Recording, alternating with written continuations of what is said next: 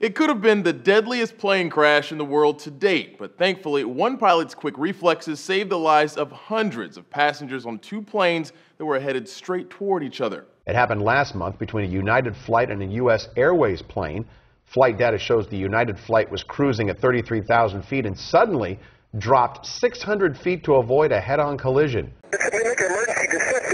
At 11:16 in the evening, the United Airlines Flight 1205 pilot can be heard initiating an abrupt emergency dive.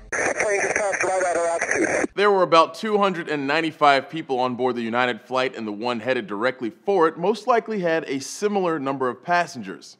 To say this was a close call is an understatement. Now, at a distance of just 5 miles and at a speed of 600 miles per hour, the pilot would have had just 15 seconds to react. At the time of the free fall, the passengers were caught without warning as the plane dropped 600 feet in the course of several seconds. It suddenly cut into this steep dive. There was a kid behind me who started crying. It was noisy and violent and really terrifying. Kevin Townsend was a passenger on the United flight. He wrote an essay for the blog platform Medium to describe the experience and look for answers. I was weightless. We all were. 33,000 feet up in a cloudless sky, our plane had suddenly pitched into a steep dive.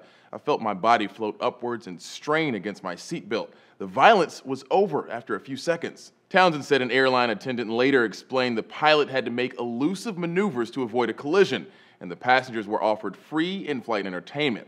The FAA is now launching an investigation into the event. For Newsy, I'm Christian Bryant.